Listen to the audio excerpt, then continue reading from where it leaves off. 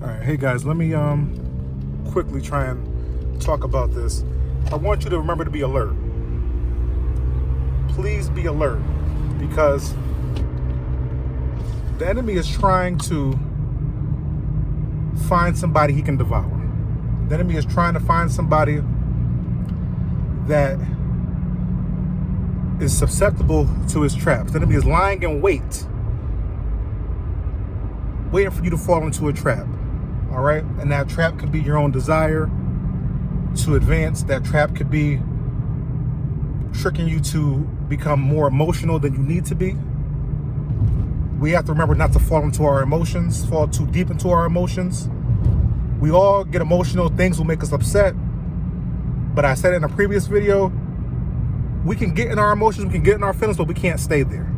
All right, we can't stay permanently in a situation that's supposed to be temporary. All right, and that's your emotional state. Your emotions come and go, and it's okay to be emotional. All right, but it's not okay to stay in that state, and it's not okay to act strictly through emotion. All right, acting strictly on emotion, all emotion. We got to think critically about some of the things that are actually going on around us, the things that are going on around us, the things that are trying to purposely trick us up. So if the enemy is lurking, then all it takes is a bad day to knock you off kilter. All it takes is a bad day to get you to separate from your path with the Lord. That's all it takes.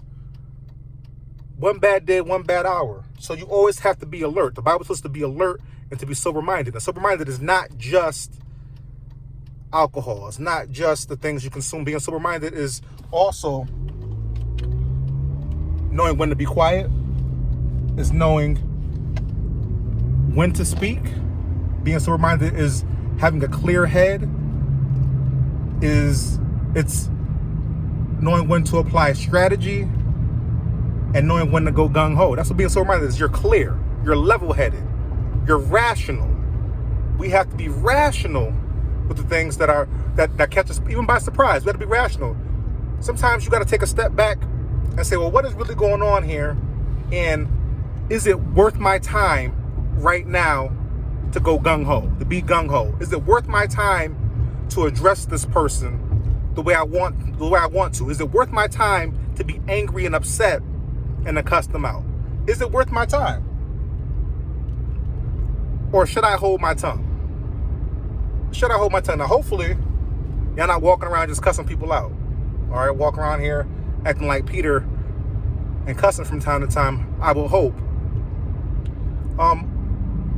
Only because, you want to make sure that you preserve a clean spirit. That's the only reason why I say that. And I'll get into another video where the Bible talks about from the heart, what's in our heart is what actually defiles us. All right, so I can get into that and how, like, sometimes the things we speak can defile us. Sometimes if we say perverse things, that can defile our spirit. So that's why I say don't walk around here just cussing for the sake of cussing. Don't be walking around just cussing all the time. That's a side note.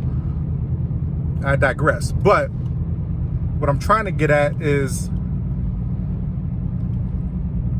being level-headed, being clear, taking a step back.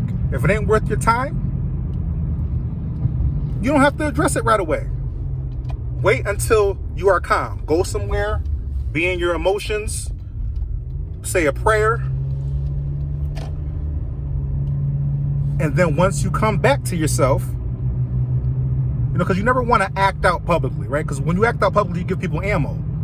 Oh, see, he don't know how to act. He's just a hothead. See, we told you, that's who he is. Or that's who she is. She always, her neck get the popping when something go wrong. She can't even be professional. Go somewhere, pop your neck by yourself. Go somewhere, be angry by yourself.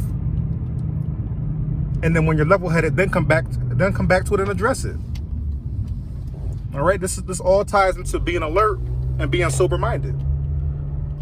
That's what it requires. And it requires us to be as consistent as possible, right? Being being level-headed, being sober-minded is about consistency.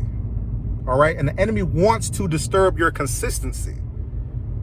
You're consistently doing the right things. You're consistently praying. The enemy wants to catch you off guard and interrupt that consistency, interrupt that being level-headed, interrupt that having a soft answer to turn away wrath, being slow to anger, right? The enemy wants to catch us off guard to interrupt that, to interrupt our peace.